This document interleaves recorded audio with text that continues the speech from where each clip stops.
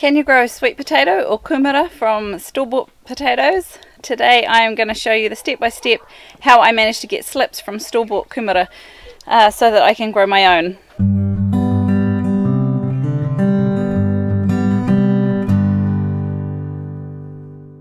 I've not actually grown sweet potato before. Here in New Zealand we call it kumara. And I have a couple of varieties here that I've just bought at the supermarket. This one is a purple one. And this one is an orange one, and I'm going to give it a go sprouting our own slips off those, and we're going to be growing them in a tiny tunnel house that we're going to sit over one of our garden beds. Traditionally speaking, we can't grow kumara way down south where we are, but we're going to give it a go under cover and see how we go for this season, because I love potatoes but my husband loves sweet potatoes. So I'll show you how we get some slips off these. There are different ways of getting slips from kumara. One of the more common options is to put them pointy end down, which for some of them is a wee bit harder to gauge, but usually pointy end down with a couple of toothpicks stuck in them so they're just touching water in a jar. But what we're going to do is try and grow them in some soil.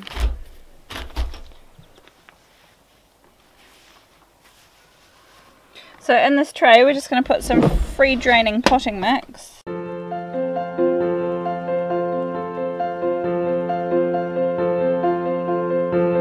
And then you just nestle your kumara or sweet potato in so that it's a little bit still exposed, but mostly in the soil.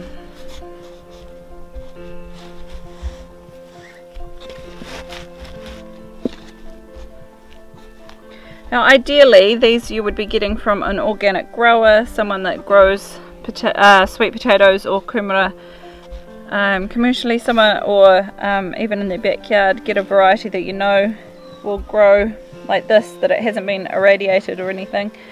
However, this is what I have access to, so this is what we're going to give a go. And then you just put this somewhere warm and keep it nice and moist, and it will grow sprouts off the side. Now these kumara have been in here, the sweet potato have been in here for probably a couple months now, and they have grown all these wonderful slips out the side. So once you have got a whole lot of slips growing off your plant, then you need to root them up. So what I have done, so once you pull it out, you'll see they do have some roots on them. And you could plant that like that, it may struggle however. So what I have done is pop them into some jars of water and left them for another couple of weeks. And you can see they're growing all sorts of lots of roots there. And most of those had barely any, if any, roots at all. So once those roots have developed a little bit more, they'll be ready to plant out.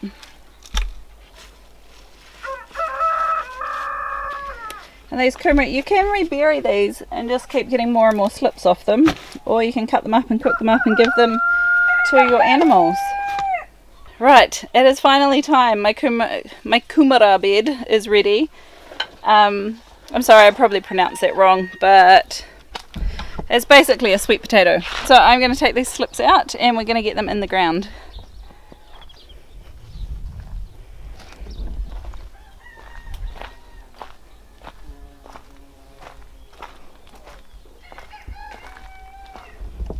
Now officially we are too far south, which in America terms would be too far north, to be able to grow these outside. So I have put together a mini tunnel house to be able to grow them in. It's not quite finished. I have put together a video on how to do it, which I will link up there, I think it goes. But it'll be sheltered enough. Happen to be in quite a warm spell at the moment, so it'll be sheltered enough. Frosts are all finished here, and this month is kind of known as being warm, and then next month will probably be cold and wet, and then our summer hits. So it's a little bit crazy here, but that's just how it goes. So I'm going to stick these puppies in the ground. If I can get my jolly tripod to stay still. Right, where can you see? Now this garden bed is pretty much predominantly made of cow manure compost. And it has had plants in it last season, and then I have topped it with some extra compost, and then I've left it covered to kill off all the weeds. Obviously a few carrots have decided to survive somewhat, but that's alright, they're not going to kill anybody. So here I have my two different types of Kumara, which I very stupidly didn't label, and now they look really similar, but that's alright. I'm going to grow some of each in this bed, and we will see how it goes. I need to find a trowel.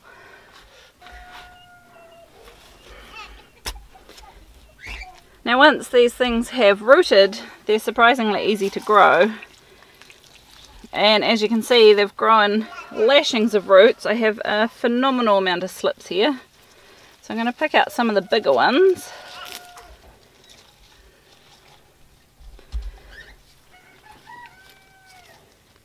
And it is literally just a matter of sticking them in the ground pretty deeply, because any of the stalk in the ground will also grow some roots. And then mounding them up. And then I'll just give them a good little water in, and we'll let them grow. So I'm going to do this half of the bed out of that jar and the other half out of the other jar.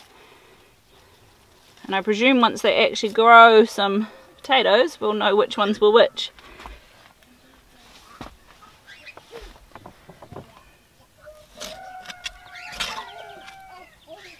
Oops, sorry, wormy.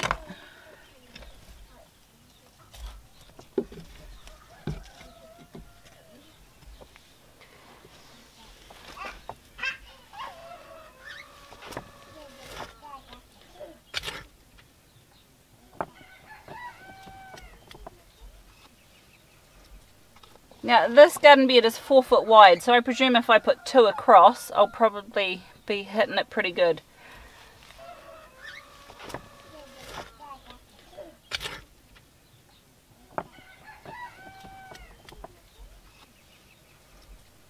Now this garden bed is 4 foot wide, so I presume if I put 2 across, I'll probably be hitting it pretty good.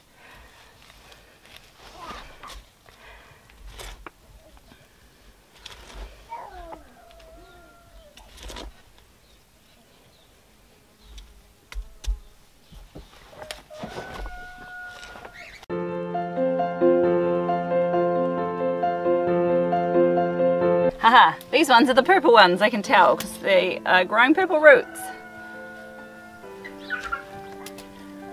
And they're a lot more vigorous than the golden ones actually, when I look at how they're growing. 1, 2, 3,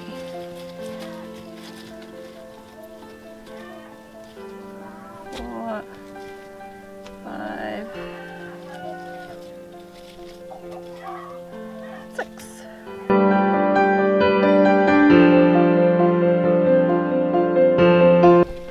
And there we go, happy little Kumara. I hope you found that video really useful. If you have, hit the like button, consider subscribing to our channel. We bring you videos twice a week on growing and preserving your own food. And if you've got any questions, please stick them down below. I'll do my best to answer them.